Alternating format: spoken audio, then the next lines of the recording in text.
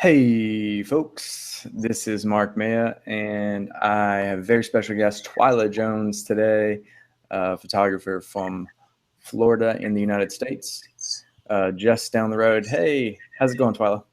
Good. How are you? Good, good. How's the weather down there? It's raining right now. A storm just rolled in, which is awesome for me. It's like my favorite weather. So Yeah. So hot as balls down there. yeah. Yeah. Usually. Yeah, it is. It's pretty hot up here in North Carolina too, but it's actually pretty mild right now. We had like a little heat wave, but it's awesome. Yeah. We got some really cool clouds out here, and this is perfect for like double exposure stuff. So I was shooting double exposure actually just like 30 minutes ago in it, so it's great. Wow. Yeah. So what you been up to? Well, I don't know. It seems like a whirlwind of things right now. I just traveled back to Kansas, and dropped my two little boys off there to spend some time with my mom, and just worked like crazy out there, which was really awesome. Yeah. And got to connect with some photographers in Kansas City, and then came back, and I just did like this retreat kind of thing with 5 other photographers in Daytona Beach, and that was insane and awesome. Just I think it was 6 different stylized shoots, and we all just kind of went at it, and it was like this slumber party vision quest retreat thing. So that was really called Vision Quest, isn't that right? Yeah, like slumber party vision quest. I think we kind of threw a lot of different things out there, but that's really what it was, what it felt like. So yeah, that was amazing. Yeah, I think I saw that and it said Vision Quest, and it reminded me of my childhood because I don't know if you remember that movie. It's called Vision Quest. It's about wrestling. Do you remember this movie? Oh yeah, totally. Yeah. Yeah, because I actually wrestled most of my life. I wrestled in college. You did? Yeah. Awesome. I wrestled up in North Carolina, and it's been about a decade ago. But yeah, so that movie was like, oh, Loudon Swain, to wrestling to survive. I don't know what the band was back in the 80s that it's like Rocky, all that stuff. So it's really funny. Anyways, cool. Well, I guess we can ask some questions. Let's see what we got here. So I'm just gonna go straight to my website. Well, I like to ask this question first. Okay. Can you talk about your beginnings as a photographer? How long you've been shooting? Where you came from? Maybe what you did before you shot, etc. Okay. Well, I'm from Kansas. I just moved to Florida maybe 2 months ago. So I don't know. I just, kind of always had like a disposable camera with me, or like old film cameras or something since I was little. And, that was more about like documenting things. And let's see, Gary, my fiance, farm. So I spent a lot of time before I had children taking pictures of like chickens and flowers and just, I don't know, all of the things kind of surrounding us that were making up that story, I guess. And I don't know, like a lot of moms, I guess, had some babies and just like really started feeling a stronger pull to make like more amazing images for them, and then just kind of infusing like the feeling of that moment more than just, clicking a button and capturing a moment in time. I wanted it to be more of a feeling.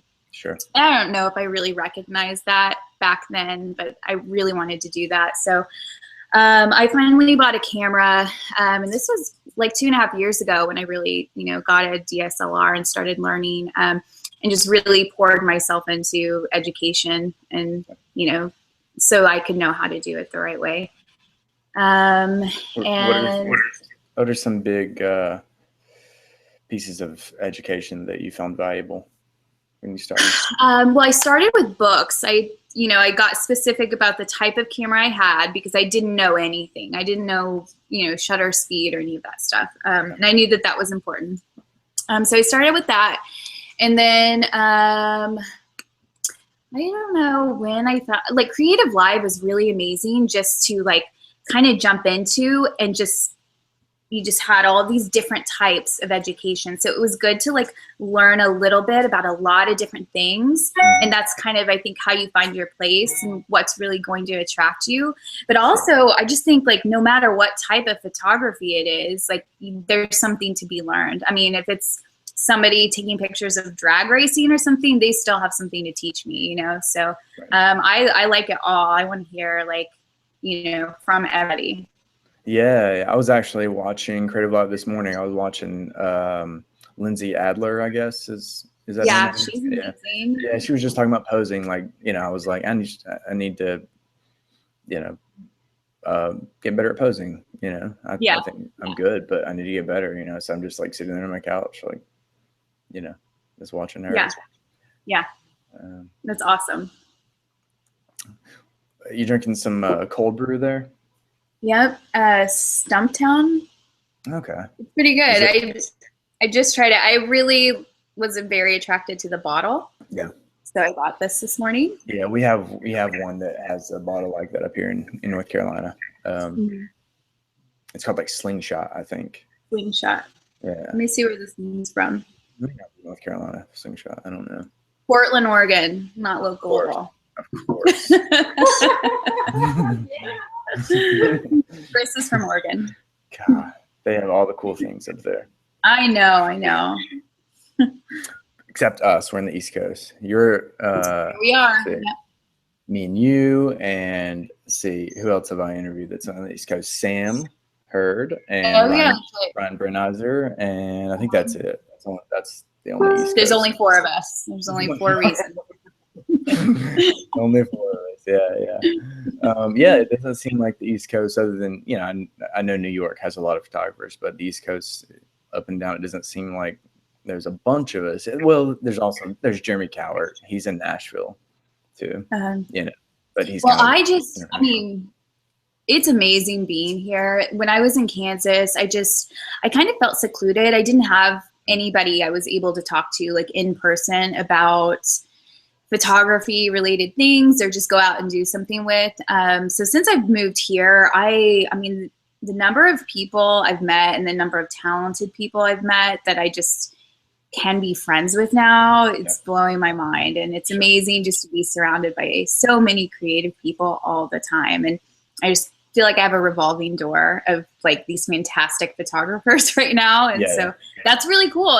It's fun to go out and create with them and just, you know, I love seeing the stories from different perspectives. So shooting, like my friend Carissa, who's here with me now, she is freelancing everything. She's freelancing video. I'm like, what are you doing?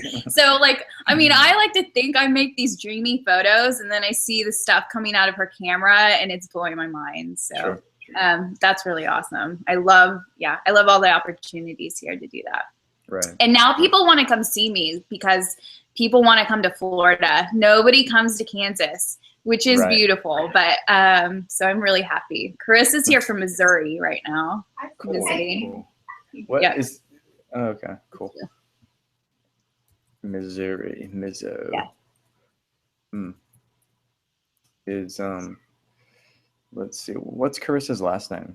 Eaton. E-A-T-O-N. Okay, yeah. I know you, Carissa, right? He knows you. Yeah. We like know each other. We're friends, yeah. Yeah, me and Mark are way back.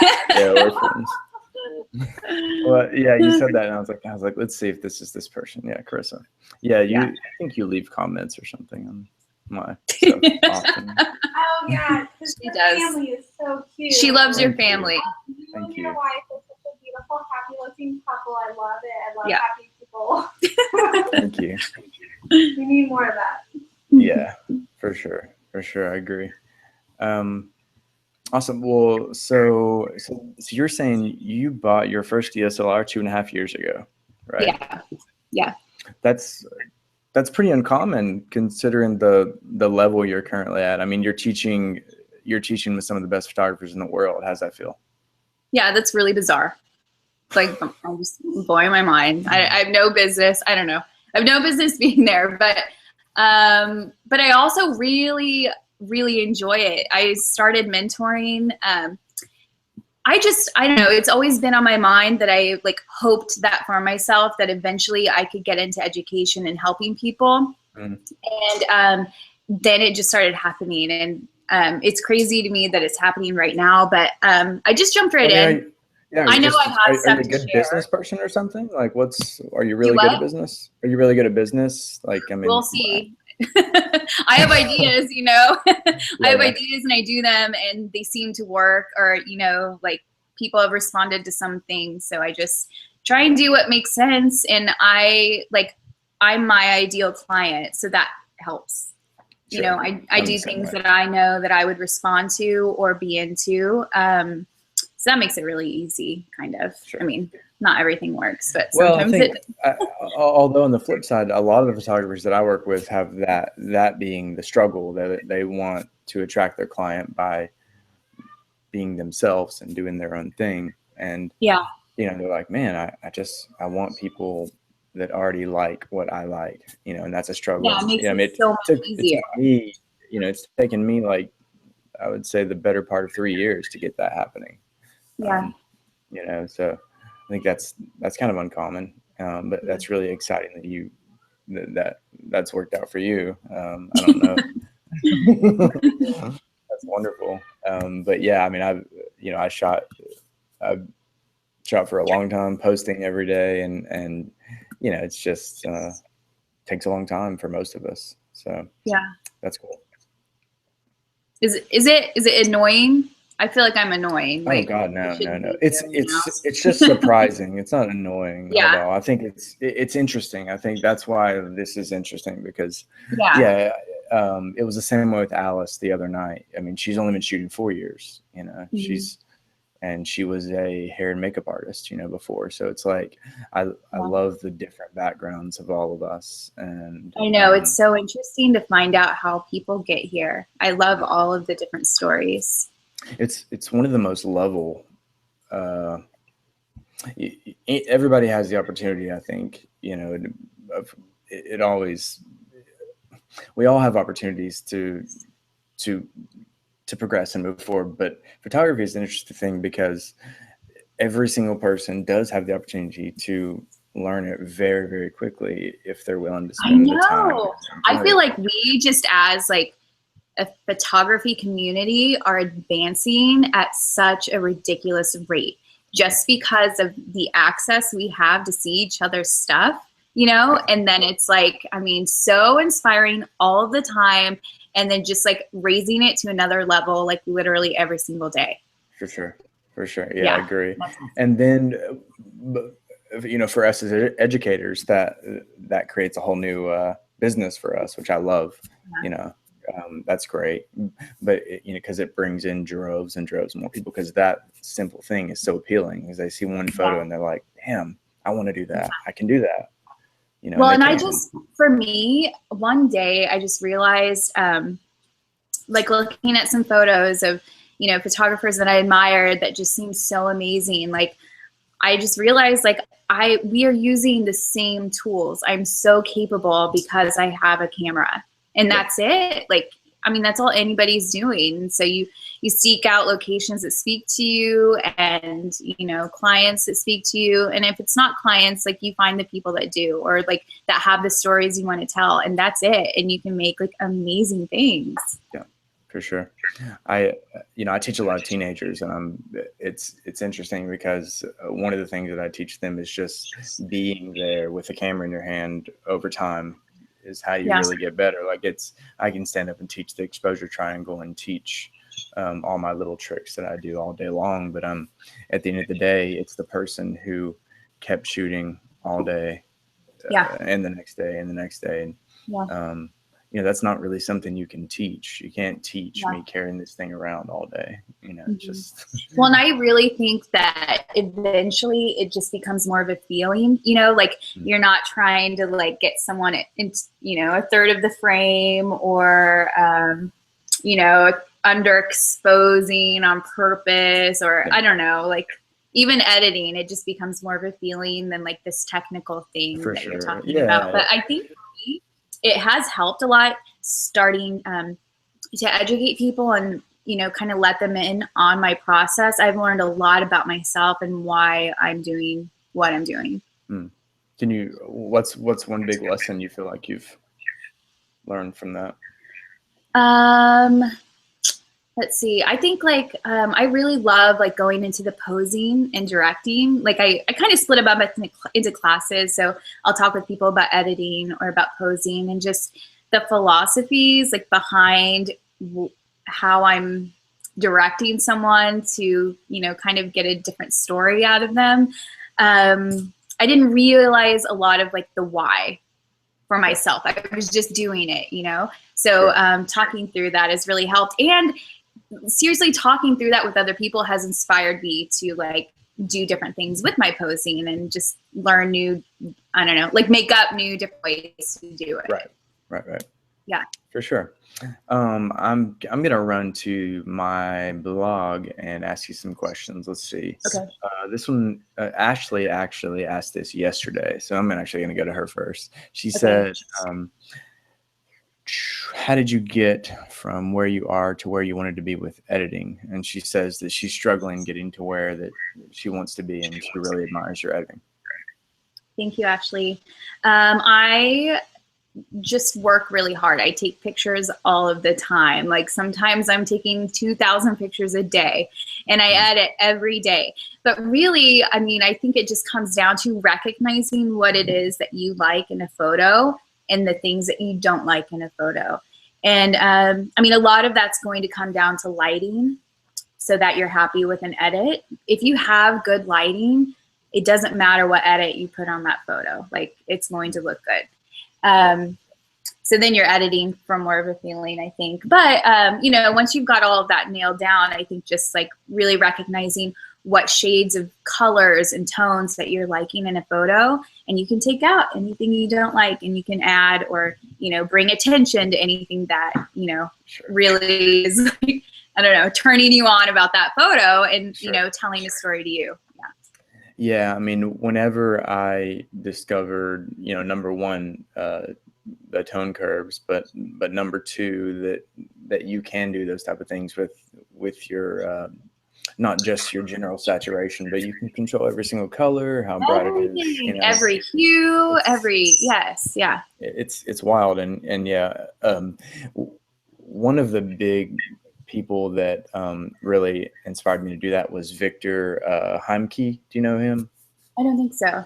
I did an artist talk with him a I'll be looking him.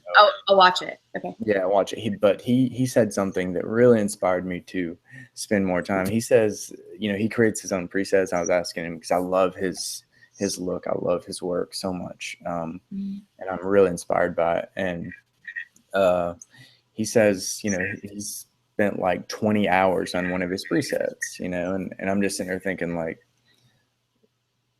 so he's using the same thing and making it better and better and better for 20 hours. I mean, like, my God, 20 hours, you know, on one preset. And I'm sitting here like, you know, if I spend an hour, I'm like, oh man, I did so much work, you know, and I'll throw it on my website and sell it or whatever, you know.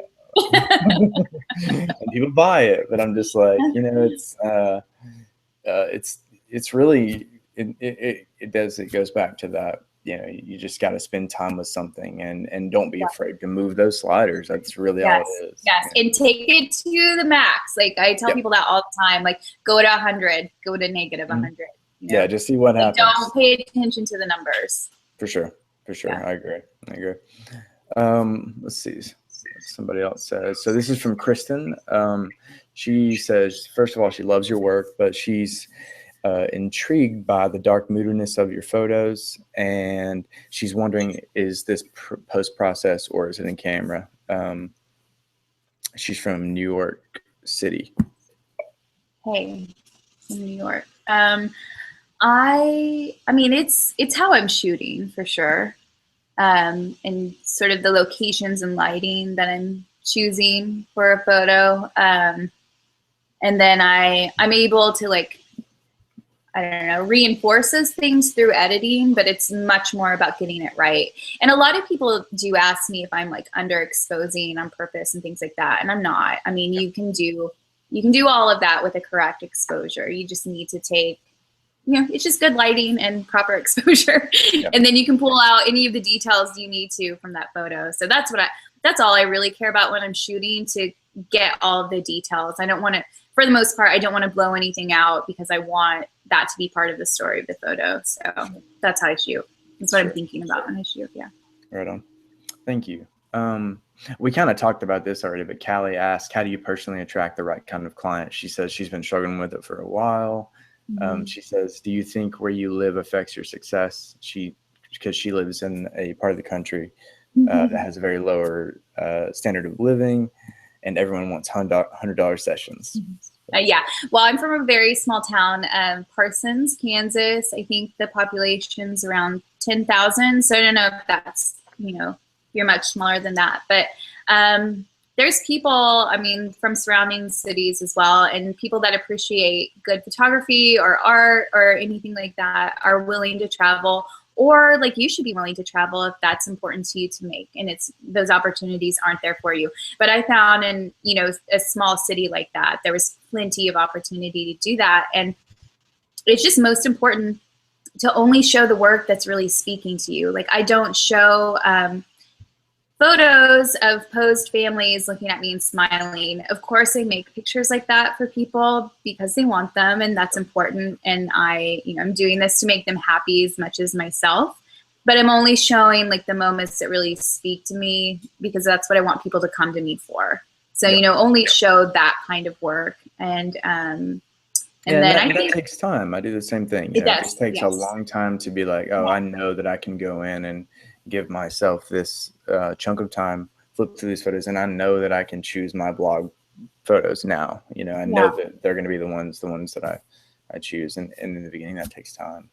Yeah, and I think just shooting that way as well will help build up your confidence. Confidence is a big part of it too, but just like, this is going into shooting a little bit more, but like going in and knowing that you know what you want, and like you are like the one that, I don't know, is telling the story and knows what's going on in this situation. A lot of people, this is their first time, or they only do it like once a year or something. Like, you are the expert, and these are your rules. This is your art that you're creating with these people together. So I don't know. I think it's important to think of it that way too. It's a collaboration with this family or these people to make artwork out of their life, you know? Right. For sure. Thank you for that.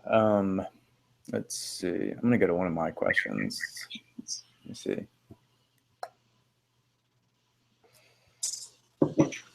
You have a question for me? Do I have a question for you? Yeah. How did you get into education? Well, I'm actually an educator by trade. So my undergrad degree is actually special education. And awesome. Yeah. My younger brother has autism, and that kind of pushed me in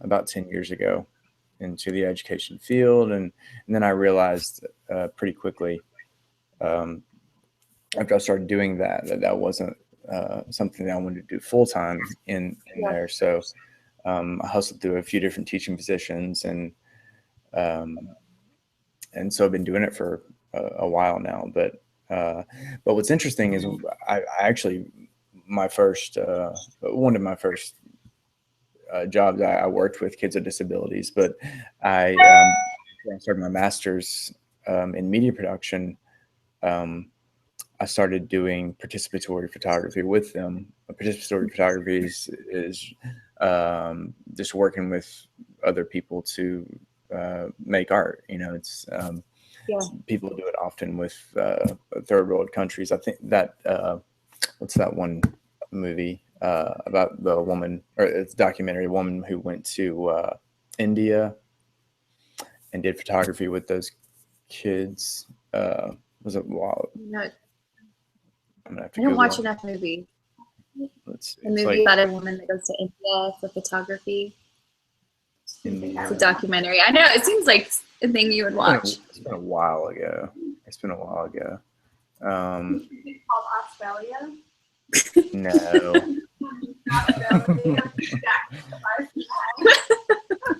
I don't remember. Anyways, there was that was inspiring. Then there's another one that I studied during my master's, where this woman up in New York went into these almost group homes for adults, people with really severe disabilities, and worked with them to shoot photography. And so it just really inspired me, and I started doing that with these kids with like iPads and iPods and stuff like that. And that's kind of really where I learned the ins and outs of photography, but it's also where I learned how to love it, and become passionate about and experiment more than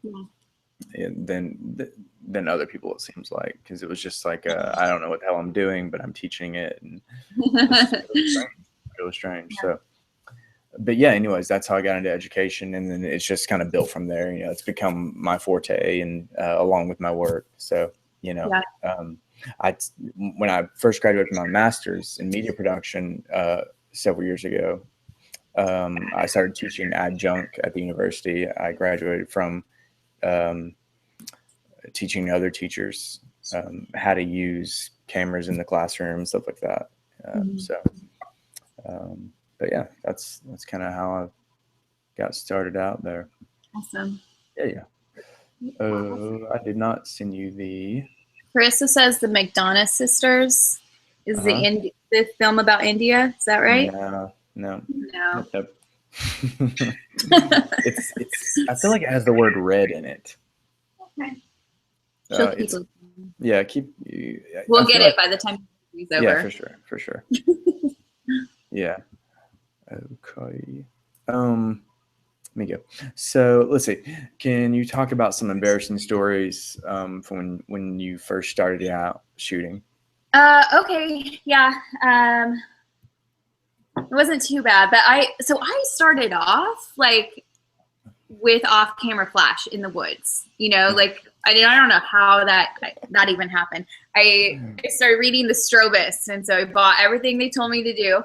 And I didn't have like my triggers yet, so I had like this 6-foot long cable from my camera to this light stand that's like way up here, you know, on my flash. So I couldn't even get very far away from the people, and I didn't have sandbags yet. So this was like a shoot with a mom and her baby, and they were like kind of nursing and stuff. And I've got these umbrellas like crashing on them, like on the rocking chair. And then me like kind of tripping over this like long cable in the middle of the woods. So that was pretty terrible. Nobody got hurt. Luckily those things are really light. And then the next time I tried it, I was like, I kind of dove in, like trying to be like experimental or like do really weird things. So I had a friend, I put like my bridesmaid dress on her, and I put her up on this tall ladder. I wanted her to look like she was floating through the woods, so I'm going to Photoshop this stuff out, and then I hike my my lights up to like as tall as they go, like I don't know how tall they go, 12 feet in the air or something, and still didn't get it about the sandbags. So of course that came crashing down, and my flash that I still use to this day is like kind of ruined. Like I can't ever put it on my camera. So I've wrecked a lot of umbrellas, but I now have sandbags and never use off-camera flash. So that's sandbags for no yes. I keep water bottles in them. Yeah, I don't use off-camera flash either. I've got one flash, and I only use it at weddings. So yes, same. It's fun to play with though. I like to bust it out sometimes. This weekend at that retreat, they have a studio, Carmen and Kat, and so I got to watch them do some studio work and participate a little bit, and that was really awesome. I just, never liked it too much because I like this really organic type of posing. Sure. And, just with my off-camera flash, waiting for them to recharge and stuff. You can't have someone with like their hair blowing and all of that. But she had some alien bees, so they recharged super fast, and that was really fun to do. So I think I've always been a little intimidated too, because when I think about studio work, it seems very, pose like this. Now move. You know what I mean? And I feel like I interact with my surroundings a lot in my photography, but I didn't feel that way at all when I was doing it. So I may try to like start incorporating more of that into my work. Very cool. Very cool. Yeah, I'm doing a photo camp for teens next week, and we're going to be building our own little makeshift studio. Again, I don't do that, but I know that, whatever, it's going to be fun. But yeah, I don't ever use a studio. I don't even know if I ever have, other than, no, I have a few times. I think I shot my daughter in front of one. I've done some self-portraits as well. Yeah. But yeah, I'm the same way. I love interacting and moving around and being like, oh, there's being inspired by your surroundings. Yes. Yeah. Because I go out like most of the time without a plan, and a lot of times to new places. So we're just adventuring together and being inspired by, what's all around us. So yeah, studio just seemed frightening to me. But right. Same here. Yeah. Yeah, I love doing the same. I think that's one of the things that I like about photography, actually, is that I can be spontaneous and intuitive. It's taken a long time to get there, but I think that, like, clients that are paying me, I tell them ahead of time, I'm like, I'm spontaneous, I'm intuitive, we'll walk around, I'll probably be staring around, I'll be spinning around in circles, looking up in the air. I know. My hand out, Have you tried other ways? So, like, I know I've tried, like, drawing out the shots I want or making a list of the things I want them to do. But I know for me, it takes me so out of the moment, and I feel like I miss all the good stuff. Yeah, it's the same for me. It's the same. I do sometimes plan out my double exposures at this point, but that's just one image I'm looking for. But I rarely write anything down anymore. I mean, if it's a different project where I'm working with a company or, commercial work, that's a different story, of course. But I don't specialize in that, but that does happen sometimes. So that's a little different, but usually that type of planning happens over time, but yeah, some people need it. Some people need to make storyboards and make lists of shots, and it doesn't sound like it's us. So let's go back to the phones or the blog. Let's see. This is from Alex. Alex has a question for me and you, apparently. So he says he's really inspired by your 10 questions with looks like film. He loves the moodiness you bring, no matter lighting conditions. Are there any tips for capturing the emotion both in the moment and in post? I think you kind of already covered that a little bit, but maybe some different tips. I like to pull people into a moment, so kind of create a moment for them, or like seriously like talk to them, like be into what you're doing and be into your clients. Like, I like to think about them as like, I want to connect with them and I want them to be friends, my friends, and I care about them having good photos, and like about it more and more, I'm trying to make it more of an experience, like you enjoyed and got something out of our time together more than just photos and people being hot and like rushed around, like to go pose over here and be by this tree. Like, I want you to have moments together. So, and that can be hard, especially if you're doing like shorter sessions. Like I've started to offer like more of a 30-minute session, and that feels a lot more forced to me. I may have to take it away because I just really like the natural, organic kind of hanging out, relaxing, and enjoying and connecting. So you can create moments like that for people, anywhere, just asking them to share things with each other. Sure. Yeah. And catch those like authentic moments. Yeah. Right. Yeah, I would think that probably a 30-minute session would be a little rushed for me. It's hard. I had never done one until recently. Like, I mean, ideally, I need 2 hours with you to get through all of that. So yeah, for sure. I think that not only I think you can get better photos, but also, I mean, as you're creating that experience, you're ingraining things into your client's brain that they're going to remember, they're going to refer you. When you see this photo, I don't want you to remember that I told you to go stand by a tree. I want you to remember what your husband was like whispering in your ear, how he was making you feel in that moment, not that he was like, asking you how much longer.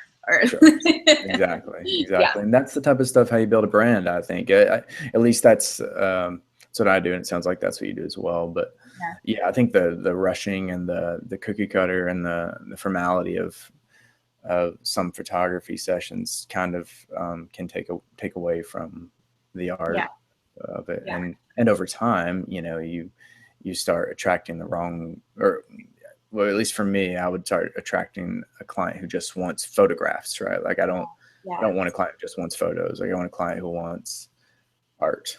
And I want, yes, it's a difference between a photo showing you exist and a photo showing, you know, that you have like feelings and emotions, and that's what I want to keep. And I think I made that connection just looking at my personal work opposed to what I was offering people, and just really wanted those to feel like one thing. And you know, your personal work you always feel more connected to because it was a moment that happened, not something that you forced.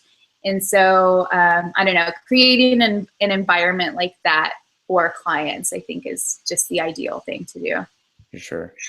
And then the side question, Alex, is he was asking me, is my site Squarespace? Yes, it's Squarespace. And then he asked me any tips for double exposures. Shoot a bunch of them and try. and do you do yours in camera? Yeah, everything's in camera with the 5D Mark III.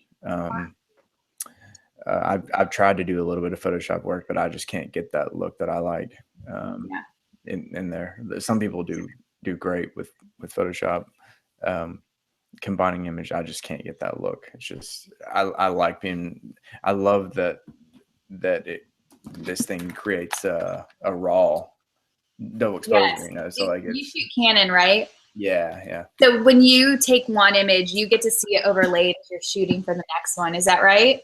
Yes, exactly. Nikon doesn't do that. I can still do it in camera, but I have to take images and just hoping they're aligning correctly, or you know, you remember where they are, and you have to like contort yourself to get the next one.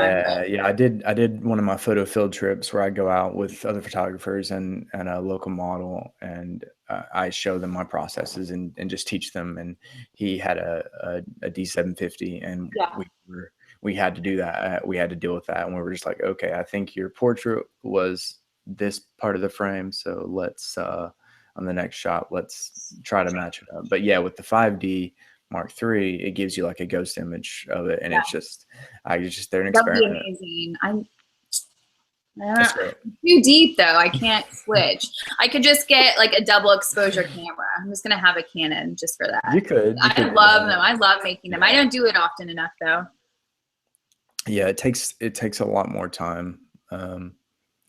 So this little thing, well, both these actually create. I love Fuji. I'm becoming a new Fuji guy, but this is the Instax Mini 90, and it actually has double exposure in mode.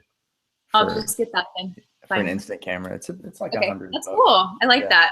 Yeah, and then so does the Fujifilm X100 too, but it creates a JPEG, not a RAW. So that's I don't do them with that often. So but yeah, there's a ton of cameras out there that do them. But yeah, the way that you get a double exposures is you, just like any other art form, you do it a bunch and you mess up 100 times, and then you'll get it on the 101. Yep. And then your next 100 will suck again, and then your 200th it all goes in waves. Yep, your 200th one will be a little better than the 100th one, and that's and then that gap slowly starts to decrease. So and then also, you know, I found, you know, I used Sarah Byrne and her work as what I wanted mine to look like, you know, and so I used her as a model and a teacher. I haven't worked with her directly, although I'm actually doing artist talk with her on Thursday. I just found out today. Yeah, I know. So she'll be on here, folks.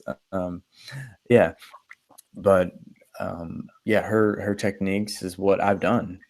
I've just done her stuff, and there's a lot of different ways to do it, of course, but you know, just find one thing and do it until you master it. So let's see, how do you market your work for people? Like, what are some ways that you market? How do I market?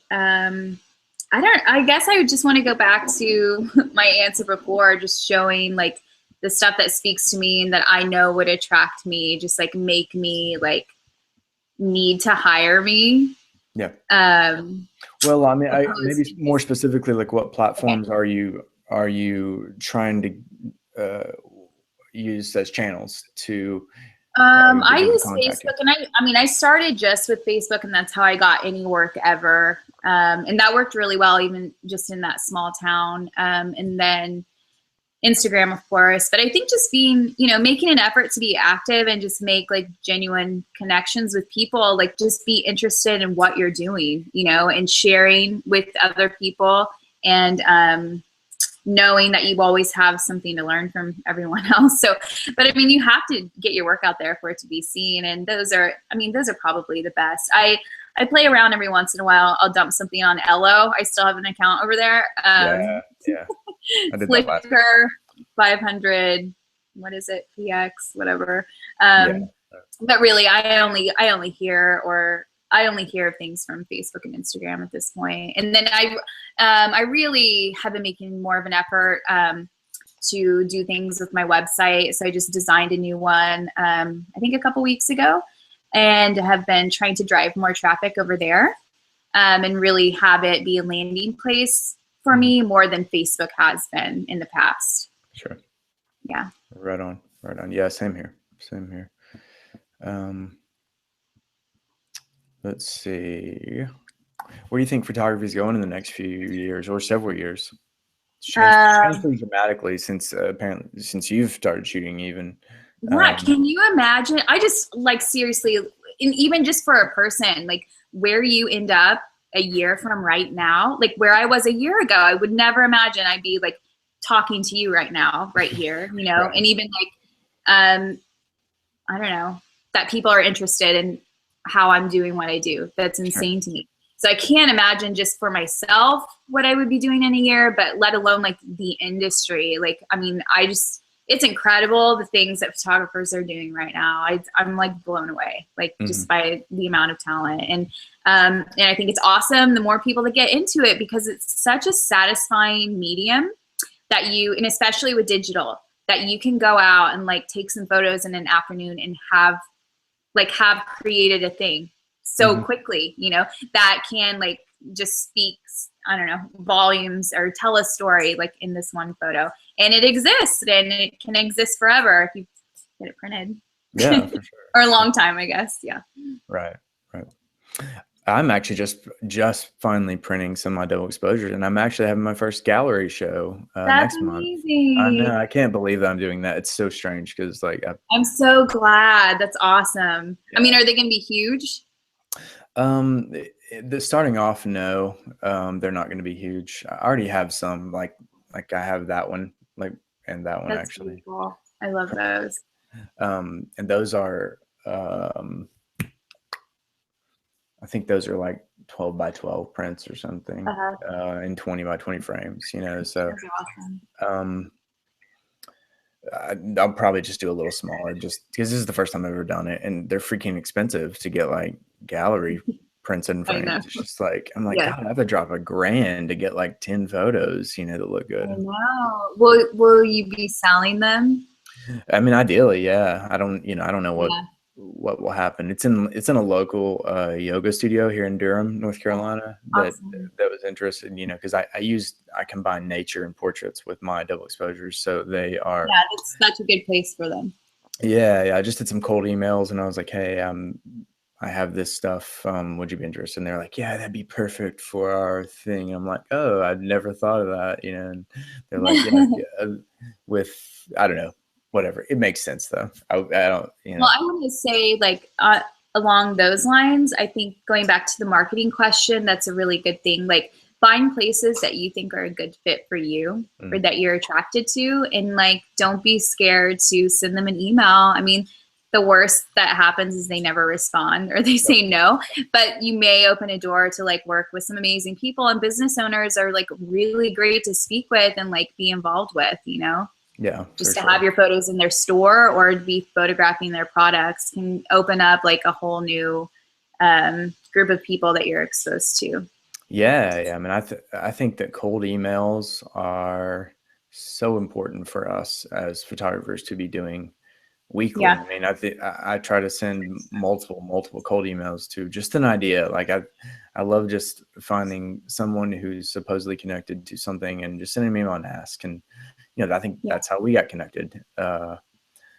That's how, I mean, every single person, it's just over the past 2 years since my business has gotten a lot bigger.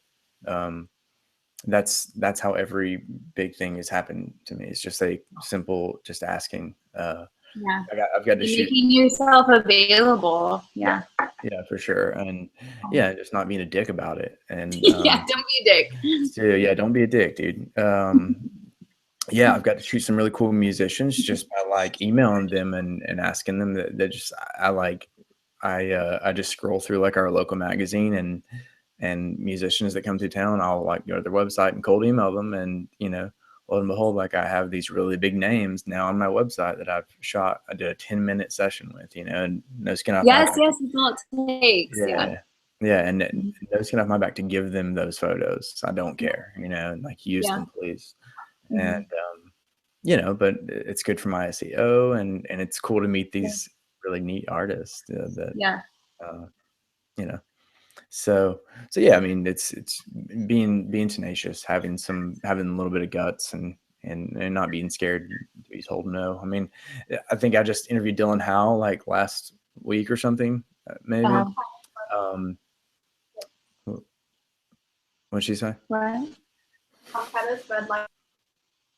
Calcutta's Red Light Kids? No, that's an organization. No. Sorry. No, it's okay. She's on it. She's gonna figure it out. Yeah. But I mean, I first interviewed him I first cold emailed him about an artist talk last August. And I have this Gmail thread with like 50 different times I'm just asking again.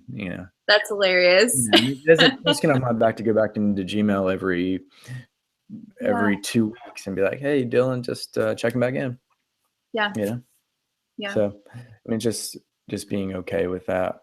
Well, and I have to say, I'm going to keep going back to this question, the marketing thing, because there are so many ways to do it. But Chris and I just did that yesterday, went out to the beach and just had it on our mind that we wanted to photograph some strangers. And so we were, she's like pretty brave. Like she saw a girl with a surfboard that she wanted to photograph. So we kind of watched her. It seemed like she was with the family. She asked the family, and that was not their daughter. She had lost something. So we spoke with them, and they didn't want photographs. So then we kept walking, and I was photographing these birds, and I saw a boy with his dad walking up to them and really wanted him to like run through them. So I just asked the dad really quickly, like, do you think we could get him to do this? And he said, well, he has autism, so I'm not sure, but we can try. And so, I get set up, and he did it. He ran through them. And so we just, started talking with them and got to know them. And it was a really awesome experience. Like this kid was really into maps and geography. So I asked him to draw the United States. So he just sat in the sand and, drew out the continent a couple times. And then he made up his own country and he named it. And it was awesome speaking with his dad. Like he really he lives here in Fort Pierce where I live, and he loves it here. And it's nice to hear positive things about, where you live and just meet interesting people. So that was a really good experience. And I happen to be associated with something called Spectrum Inspired that offers sessions to families with children that have autism. But I have not had a chance to do it yet because I haven't known any. So I told him about that, and so hopefully we'll be doing a session together soon. Cool. It seems like we like the universe wants us to connect. I think so. Yeah, we're going to do. We have all these really interesting connections that we should hang more. So Born into Brothels is what it's called, Carissa. Did you see that? Or did he send that? Did she send that to you? Because I just said no. She just gave me this. Oh my God, that's crazy. Yeah. So there's another. I've seen that. I did not remember that was it though. Yeah, Born into Brothels. That's really, really weird. I know how that's the part I remembered, and then I was like, Weird. I was like, no, that wasn't it. I wasn't even going to mention it. Like she was so just weird. saying it when I said that. There's like explosions going on right Yeah, now. seriously. Yeah, cosmic out here. Boom, boom, boom. It is. But yeah, that's a great documentary. Yeah, It was. Yeah, so it's kids of prostitutes in Calcutta. Yep. And this woman goes in and tries to help these kids get out of Calcutta through photography. And I forgot all about that. It sounds like a Mary Ellen kind of inspired. Do you want to come have a seat? Yeah, Chris, join us. Join in. Mary Ellen inspired kind of documentary. I can't believe I haven't seen it here, honestly. Yo. We were swimming, right? Chris has been giving me swimming lessons. She was on swim team in high school, and we have a pool now. And I just want to get better at it so I can swim in the ocean and do awesome things out there. Are you near Daytona Beach? Is that you said you were just in Daytona, right? I was in Daytona Beach. It's 2 or 3 hours from me up north. That's where Ryan, the Olympic team guy, the one that's like always barely behind Michael Phelps, he's from there. Oh, really? Yeah, awesome. His name's like Ryan something, but he's from Daytona. I don't know. Do you know? You should know that. I don't follow it enough. I'll just throw something out there. Ryan Phelps. No. Ryan Phelps, yeah.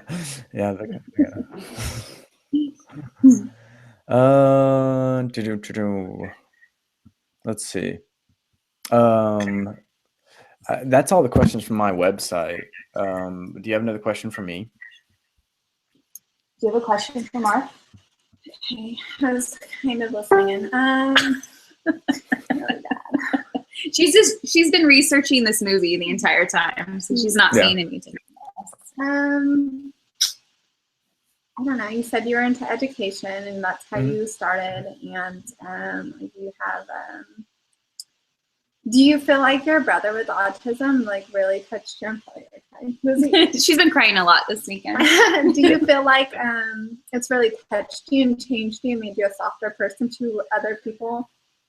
Yeah, I mean, it's I was a freshman in high school when he was born, and it was just him and me and my mom, and I saw him struggle through the education system. I saw, him being mistreated or just misunderstood, not necessarily having a voice. And yeah, I mean, it definitely increases empathy to be part of someone's life like that, and then once I got into education, you're able to see kids like this or kids that are just simply different in a very different way. Doesn't make it any easier to work with a kid whose brain is very, very unique and special. It's different than the general population, so which is fine. It's just we have to get to know these folks and work on empathizing more. And that's made me a better photographer. It's made me a better educator all around. Now I generally just teach teenagers that are just interested in video and photography. So I'm not hanging out with kids with autism that much anymore, kids with disabilities that much anymore, but it definitely helps. That's for sure. It helps. You're aware of that, though. You're like, yeah. You touch on that. Yeah, I mean, growing up, I remember him. He was one of those kids with autism that would run, so when he was younger, and so we had to deal with that type of thing, and it was really hard. It was a really, really hard thing. It was a lot of lessons learned through that. And I'm sorry, well, follow you, but I follow you personally. Do you do a lot of documentary stuff on, when you shoot, do you feel like you're telling a story? Do you feel like, you're not lost in what you should get, but you feel like you're actually telling a story instead of what you feel like you need to get done by the end of the shoot? Yeah, I started out I started out specifically interested in documentary work, and that's what I initially said I wanted to be. I wanted to be a documentary photographer, and then went back and forth from documentary filmmakers. I mean, because I've studied documentary video and film as well in my master's. That was half of it, and I teach that as well here in Durham. video. So documentary is a big part of my life still. I teach it. I teach a big, huge intensive camp every summer, and we make a documentary film. And I incorporate just the storytelling aspect and bring it with me to my clients. That was just kind of what naturally happened for me. I didn't know. I never learned any posing, never learned anything about light. Everything has been very informal, and experimentation has taught me all this stuff. So, I mean, like, honestly, I never shot with the flash until probably like 2 years ago. I just didn't care. I didn't care to do that. So I knew that I was compelled by documentary style work. Again, go back to Born in the Brothels. There's another educator here in Durham, actually at Duke University. Her name is Wendy Ewald, and she actually was a big inspiration of mine as well, where she would go into the more poor parts of Durham here. We have some pretty low socioeconomic areas, and she would just hang out with these kids and shoot with them, and also give them cameras and see what they would come up with too. So just this idea of storytelling has always been with me for many, many years, and it's almost just second nature for me. It's just what I do naturally. So yeah. Is that what you find most fulfilling to photograph?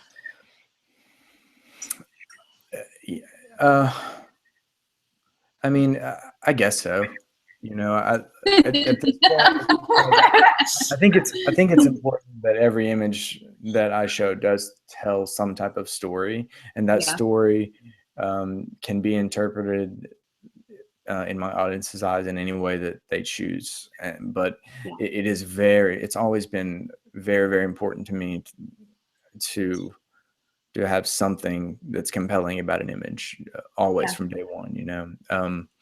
I did this 100 day self-portrait project. And that's probably how I really got good at photography, about over 3 years ago now. I just posted one image every day, and so I had to sift through all these images, these really crappy images, and I had to choose the best one that communicated the theme that I was doing. And that's really, really hard to do, because you're having to empathize with the people that are going to be looking at it. You have to, there's many different elements of an image that tell, one frame that tells a story that has to be considered. And that's hard. It's a skill that is developed over time, but I knew that I was interested and passionate about it from day one. I knew that I had this background of working with folks who don't have a voice, and I wanted them to be able to have a voice, and through making images, so all these different connections that I would try to make with documentary work specifically. So I have a question for both of you. What other mediums have you used before? Like, do you paint? Have you tried painting? Have you tried pottery? What else have you guys tried? Yeah, Twyla, go for it. Okay. I've always been doing stuff, like trying to, sometimes I don't know I was trying to express anything. I was very into origami for a long time. I filled our house with paper cranes and, whatever, anything I could fold up. But I've always been really into ceramics. So I've done a lot with that. Well, I got into it in college, taking classes, and then I don't know. So we've made a lot of stuff that way. And then I tried painting and stuff for a while. I think maybe I was a little frustrated with that. Like, there were things that I wanted to make, and I'm not sure I possess the skill level to translate that. But that's why photography is so fulfilling to me, because I can think of something, or even just an idea or feeling, and allow somebody to work with someone to translate what that is to both of us. And so that's a really cool thing to do. And I love collaboration. So it's really awesome to, just every new person I work with, just clients, I learn something from every single session that I do, even if it's just a hand placement and a pose, that's a new pose that I'm always going to be able to remember and go back to. Yeah. For me, I've done a lot of video as well. I like to dabble with different forms of of video and graphic design and photography. It's always all been digital for me. I've never done drawing or painting or any fine art type stuff that's defined as fine art. Yeah. So, but I did this long portrait project. I think it's on my website, but I would put my camera in front of people for like 5 minutes and shoot them. And then I call it a long portrait. That was cool. I make these things called Cinemagraphs. I think those are big now. Those. Yes. Yeah. You think they're huge now? Yeah, I learned those back in my master's program. Really? I attempted my first one the other day. I haven't tried to edit it yet, but I've got the footage. Yeah, so people were doing them with video now, but you stills? Making it yeah, stills. so I have one on my website where I did a stop motion, and I'm going to be teaching that next week during my photo camp as well, and that's significantly more difficult. But obviously, because there's a lot of different Photoshop voodoo that you have to do comparatively to video with that, but that's a lot of fun. And so, I mean, really, it's just been video photography, and anything that Adobe has made, I've taught it basically. I'm not a master at it, but I've done all types of weird things with digital stuff. So, anything else? Sneak out of here. Yeah, you did. I look a mess. So, how do you get comfortable and edit?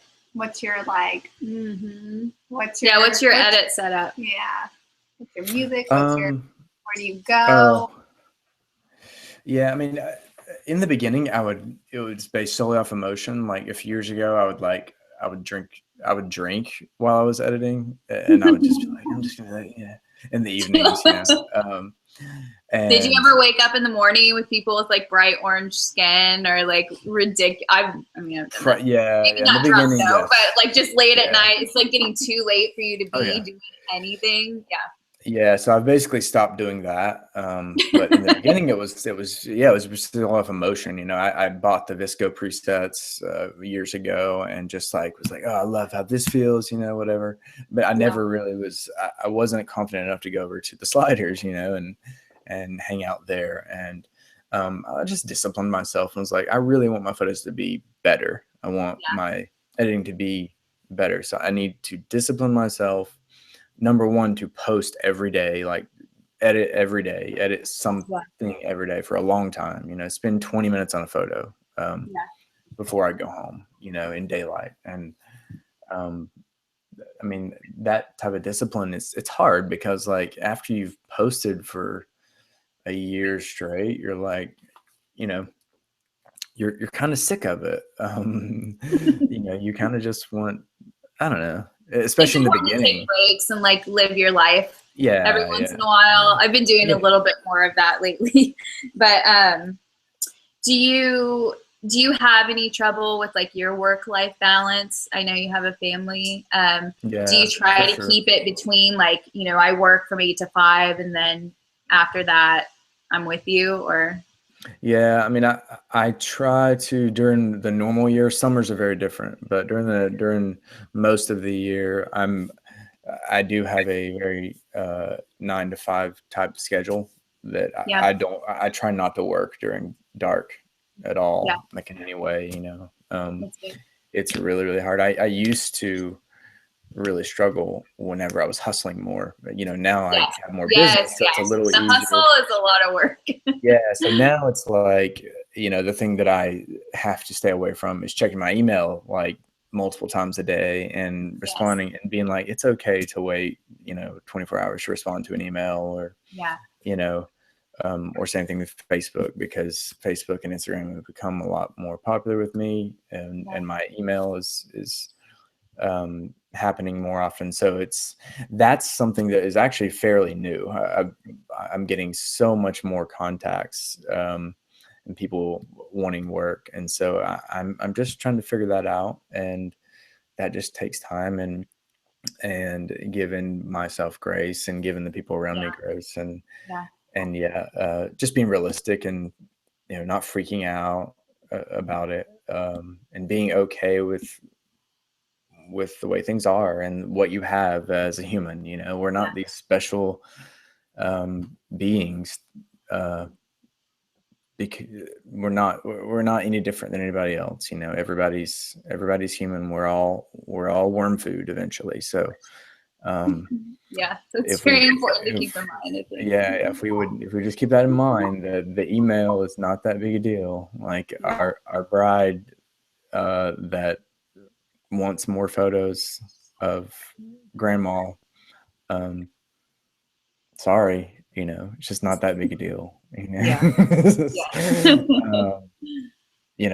It's just the way it is, and so to each one their own. I know a lot of there's some photographers here in North Carolina that I know that, they just are constantly hustling. It's insane, and it's more of a business for them, and I think that's why I stand out here a lot of times, is that mine's more about the art, and then most of the photographers, they're trying to make $1, and I understand that. You can see it, and there's definitely nothing wrong with a business person also being a photographer. Like there's some really amazing ones, but I think I just struggle with that. Like I can't make that shift. Like this is more meaningful to me and just fulfilling, and that's why I'm doing this. That's why, I'm just coming out of a full-time job to be able to do this full-time, but that's what I want. Like I don't want to be, I think when you're a business person doing it, you're working for your clients a lot more than you're working to fulfill this weird thing inside of us that we have to get out and, work with people to do or something. Okay. So now I have a question for both of you. Okay. Last question, then we gotta head off here, and we've been on here forever, which has been awesome. Okay. How do you recharge then? Do you do workshops to internally recharge, to experience something that really helps pull you instead of feeling like you're becoming this drone and just keeps doing, the work? Twyla, can you repeat that really quick? She wants to know what we do to recharge, after working so much, if you take workshops to become re-inspired. Is that what you're asking? Yeah. For me, I just need, I think some self-care. There are some things that I do. I exercise often. I eat really, really well. But I also have fun and enjoy my life, and just, and I don't know, it's just chilling out more. I lay down on the ground all the time. That's awesome. That makes me really happy. But it's something I need though, if I don't just lay down on the ground sometimes, I can't spend the rest of my day doing what I need to be doing, or if I don't just dance around and be stupid for a minute, with my kids, or I don't know, it's just we can be so intense sometimes, and we can be like Chris has said, drones sometimes, especially when you get really busy. So it's you have to find these self-care things. I go get massages all the time. I ride my bike to work instead of drive my car. I like I said, I eat really, really well, and I study how my body responds to certain foods, so my brain can optimally work better. I'm thinking about when I'm 100 years when I'm 100 years old, what my life will be. I'm thinking about that all the time, and likely me doing photography for clients is not going to be that. So that's this is very temporary. What about you? I'm a little bit of the same. Just really trying to immerse myself with beautiful things. And for me, that's definitely my fiance and my children, and being in beautiful places, which has been amazing to be here in Florida. I miss my family in Kansas a lot. I'm going to cry. So going to the beach has been really helpful. Yeah. And also like surrounding myself with people like Carissa and just all these amazing friends that I've made out here, and like these amazing photographers that like are really feeling it. They're doing it for the art, you know, less for the business. Is really important and inspiring. And I think it's interesting how sometimes, you know, people come to me for inspiration or direction, but I'm getting more of it, I think, out of them, or, you know, the act of doing that, than what they've come to me for. Sure. For sure. This is so right emotional. on. I know. I think you both have cried during the stream. This is amazing. This is that a first for you? Have you made anyone cry before? Yeah, no, I don't think so. Well, yeah, no. Yeah, this is the first tears. So usually I didn't realize, but like Alice was the first female that I had interviewed. I didn't realize that. Oh, wow. So, yeah.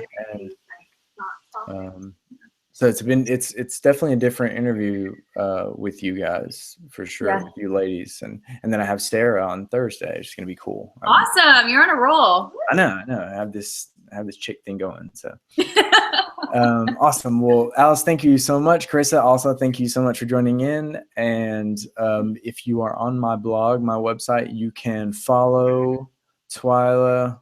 I just called you Alice. I'm so sorry. That's okay. God, I get called. This is Twyla and Carissa. Totally fine. You can follow Twyla. Alice is lovely. So you can follow Twyla on Facebook and Instagram and her website. If you just look right below the video, click on that, say hey to her. And you can also follow Carissa at, what is it, Lucky Life Photography, right? Yeah. Lucky Life Photography. You can Facebook and Google her as well.